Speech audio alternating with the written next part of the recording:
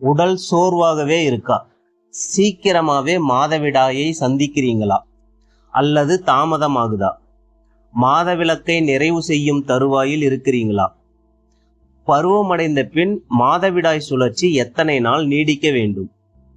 பிரசவத்திற்கு பின் மாதவிலக்கு எத்தனை நாள் தொடர வேண்டும்? மாதவிலக்கு நிறைவடையும் வயது மற்றும் கால வரம்பு என்ன? இதை பற்றி இந்த காணொளியில் விளக்கமா தெரிஞ்சுக்கலாம் வாங்க. முன்பெல்லாம் பெண்கள் பருவமடையும் வயது 14 முதல் 16 வயதாக இருந்தது. ஆனால் தற்போதைய நிலை, பெண்கள் 8 வயதை கடந்தாலே பெற்றவர்களுக்கு பயம் வந்து விடுகிறது.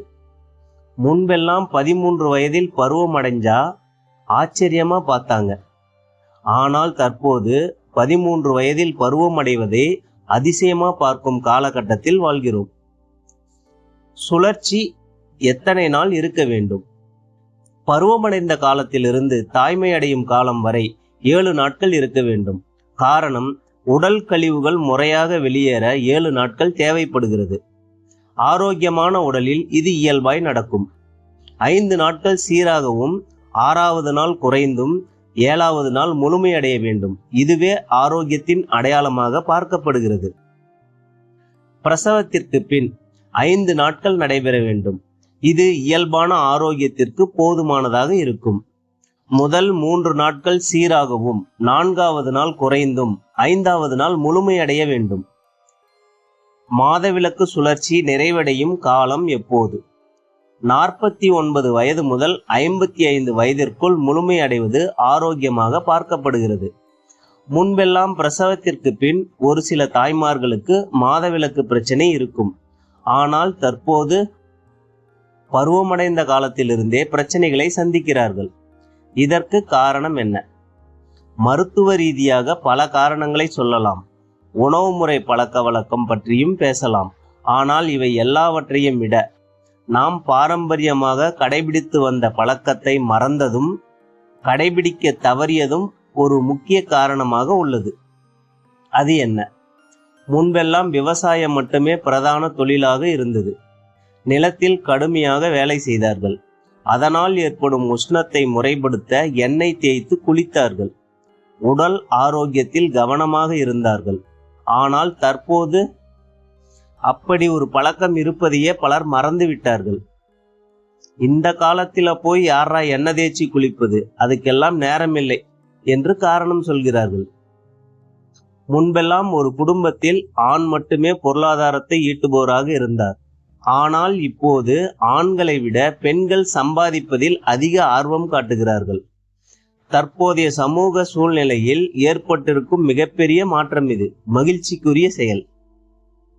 ஆனால் அதே அக்கறையை உடல் ஆரோக்கியத்தின் மேல் வைக்கிறார்களா என்று கேட்டால் அது கேள்விக்குறிதான். அப்போதெல்லாம் பெண்கள் வயலில் வேலை முடித்துவிட்டு வீட்டு வேலையும் செய்து கொண்டு உடல் ஆரோக்கியத்தையும் கவனித்துக் கொண்டார்கள். குறிப்பு: இயந்திரங்கள் இல்லாத காலத்திலேயே அவர்களால் உடல் ஆரோக்கியத்திற்கு நேரம் ஒதுக்க முடிந்தது. இன்றைய காலகட்டத்தில் வீட்டில் அனைத்துக்குமே இயந்திரம் வந்துவிட்டது. பிறகு ஏன் உடல் ஆரோக்கியத்திற்காக நேரம் ஒதுக்க முடியவில்லை? என்னிடம் சிகிச்சைக்கு வருபவர்கள் சிலர் கூறுவது, 25 நாட்களில் சுழற்சி ஆரம்பித்து விடுகிறது. 45 நாளுக்கு ஒரு முறைதான் சுழற்சி நடக்கிறது. 40 வயதை கடந்ததால் எப்போதாவது தான் ஏற்படும். 35 வயதிலேயே கருப்பையை நீக்கிவிட்டேன். 42 வயதாகிவிட்டது, மாதவிலக்கு நின்றுவிட்டது என்று நினைக்கிறேன். இப்படித்தான் கூறுகிறார்கள்.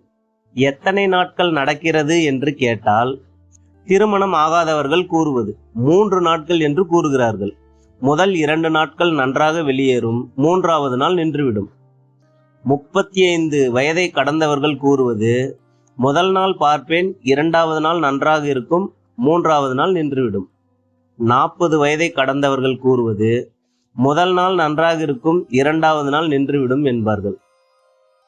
இவர்களுக்கு ஏற்படும் சிக்கல்களை விட கருப்பையை நீக்கியவர்கள் சந்திக்கும் பிரச்சனைகள் எண்ணில் அடங்காதவை. 50 வயது வரை வெளியேற வேண்டிய உடல் கழிவுகள் 35 வயதிற்குள் நின்று போகும். இதனால் ஏற்படும் விளைவுகளை நினைத்து பார்த்தாலே வேதனையாய் இருக்கிறது. மருத்துவ ரீதியாக தைராய்டு பிரச்சனை, ஹார்மோன் குறைபாடு, உணவு பழக்க வழக்கம், இரவு தூக்கம் பற்றாக்குறை என்று காரணங்களை அடுக்கிக் கொண்டே போகலாம். இவையெல்லாம் யோசித்துக் கொண்டிருந்தால் உடல் ஆரோக்கியம் கேள்விக்குறியாகும். பாத நரம்பியல் சிகிச்சையும் வர்ம சிகிச்சையும் தேவைப்படும் நேரத்தில் அக்குபஞ்சர் சிகிச்சையும் முறையாக எடுக்கும்போது இது போன்ற உடல் சார்ந்த எல்லாவிதமான பிரச்சனைகளில் இருந்தும் உடல் ஆரோக்கியத்தை நோக்கி நகரும்.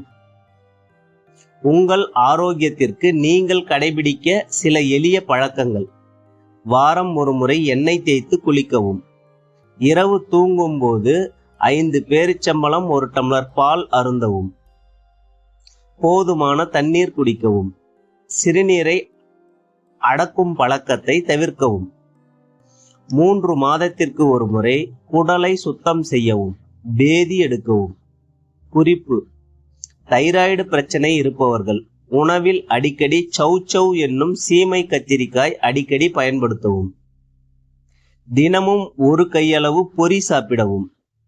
வாய்ப்பு கிடைக்கும் போது தேங்காய் பூ சாப்பிடவும்.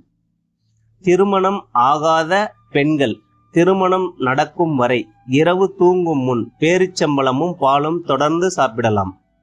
திருமணத்திற்கு பின் குழந்தைகள் போதும் என்ற நிலை வந்ததும் மீண்டும் பேரிச்சம்பழமும் பாலும் சாப்பிடுவதை மீண்டும் தொடரலாம். இதனால் மாதவிலக்கு சுழற்சி தடையின்றி சீராக நடைபெறும். சர்க்கரை நோயாளிகள் மருத்துவரின் ஆலோசனைப்படி பேரிச்சம்பழம் எடுக்கவும். மீண்டும் ஒரு நினைவூட்டல்: திருமணம் ஆகாதவர்களுக்கு 7 நாட்கள் வரை மாதவிடாய் சுழற்சி இருக்க வேண்டும் என்பதை கவனம் வையுங்கள். பிரசவத்திற்கு பின் 5 நாட்கள் சுழற்சி இருப்பதை உறுதி செய்யுங்கள். மாதவிடாய் சுழற்சி நிறைவடையும் வரை 5 நாட்கள் சீராக உள்ளதா என்று பார்த்து கொள்ளவும். உங்கள் சந்தேகங்களுக்கு திரையில் தெரியும் எண்ணை தொடர்பு கொள்ளவும். சிகிச்சைக்கு நேரில் சந்திக்கவும். மேலும் ஒரு பயனுள்ள மருத்துவ குறிப்போடு உங்களை சந்திக்கிறேன். நன்றி, வணக்கம்.